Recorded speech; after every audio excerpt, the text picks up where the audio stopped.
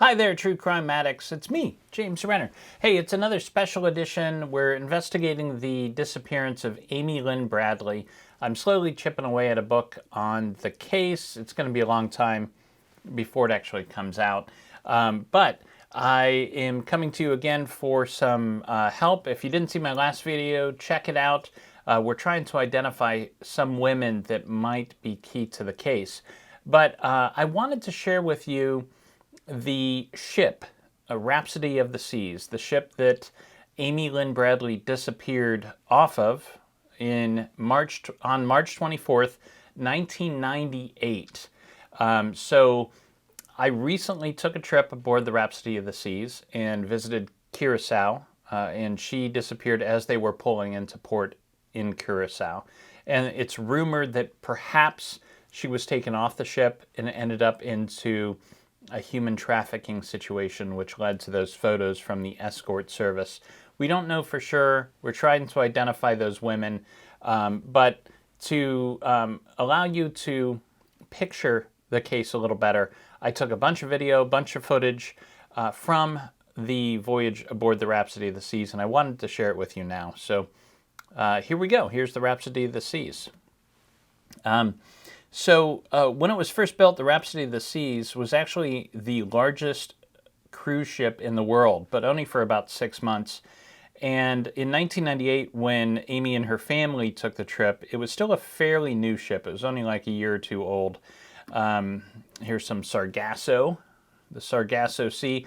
This is the main deck of the ship looking forward. Now we're looking back, and you see that top, that dome, that's the Viking Lounge where she was dancing that night in last scene. This is the central atrium that goes through the center of the ship. This is the glass elevators that you can take all the way up to the Viking Lounge, to that dance club where she was at the night that she disappeared.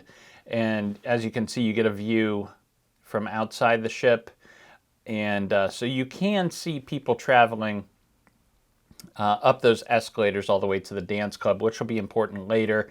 This is inside the dance club. It has not changed much at all since 1998. If you look at the other videos of her back then, you'll see how much it hasn't changed. Here's other parts of the ship. This is the schooner bar.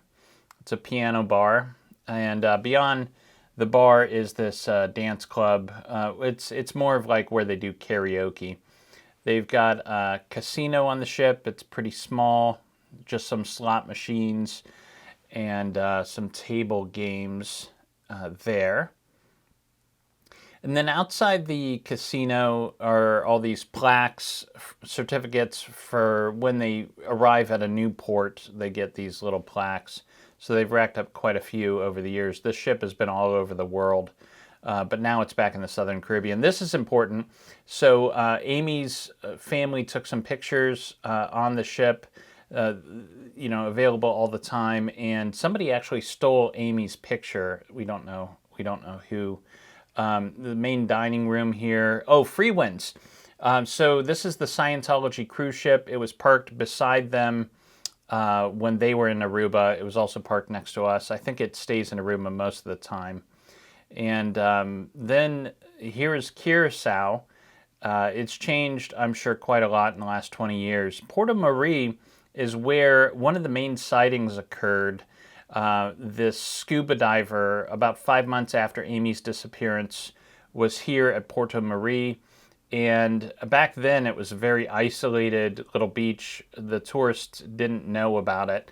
Now it's much more popular, but back then, it was pretty secluded, and he says he is sure he saw Amy Bradley on the beach back in August of 1998. Curaçao is relatively safe these days, but I did drive all around the island. There's some pretty ghetto places still. If you see the back of the ship, this is, look down at the bottom. I believe that's a deck that was only used by the crew, which is why I took a picture of it. But it's still a pretty large cruise ship. This is the deck at night. Back there is the Viking Lounge. Here's a shot of the interior. at night with the elevators. There's the Viking Lounge up top. It's actually the 11th floor. It's as far as you can go on the Great Glass elevators. And we'll go into the Viking Lounge. Again, this is the dance floor where she was dancing with the bass player, Alistair Douglas, also known as Yellow. And there's a bunch of like nice seating. It's a really quiet place when it's not a disco. But it is relatively small. I was surprised at how small the dance club was once you're actually inside of it. And then it looks out into the main deck. Now, I did get a chance to go into the stateroom that the Bradleys had. As you'll see, it's all the rooms are located down these very narrow hallways. 8564 was their room. I'm going to take you inside here. And don't mind the hat. Very small bathroom. Big enough, though. You don't spend a lot of time in your room on these cruise ships. But this room was for Iva and Ron Bradley, and then they brought their children along, Amy, who's 23, and Brad, Ron Jr., who was 21, I believe. So they had the parents had the bed, and then this fold-out couch is where Brad slept. Amy would sometimes sleep there, but sometimes she would sleep out on this balcony. And I'll show you the balcony because there's been a lot that's been misreported about the size of the balcony and where the railing was. As you can see, the railing's pretty short. There's a table and a couple chairs, and you go right over, and you see there's nothing that will catch you if you fall or tumble over the side. Here's, if you want to, I don't know, screenshot this or slow motion, this gives you the complete layout of the ship with all the rooms and shows you where where everything's at. The crew usually stays way down at the bottom. And that's the Rhapsody of the Seas. One thing I wanted to share with you is I recently had an interview with the cruise director from 1998. He happens to live in Ohio, not far from me, so I drove out and interviewed him a couple weeks ago. He told me something very interesting about that stateroom and the railing. I guess a couple days after Amy disappeared, the FBI came in. And now this is coming from him, so this is like second source.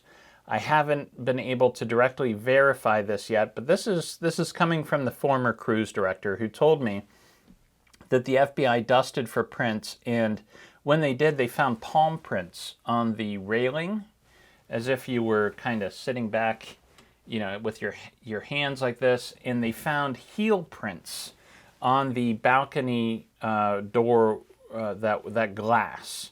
So they think that her or somebody else was actually on the railing with their feet pressed against the glass. Now, what I want to say and make perfectly clear here is there's no indication that Amy took her life. I don't believe she did. There's no indication she had ever talked about that or had depressive episodes that would make you think that that was a possibility. And everybody I've spoken to, family and friends, say no way. And I agree with them. No way.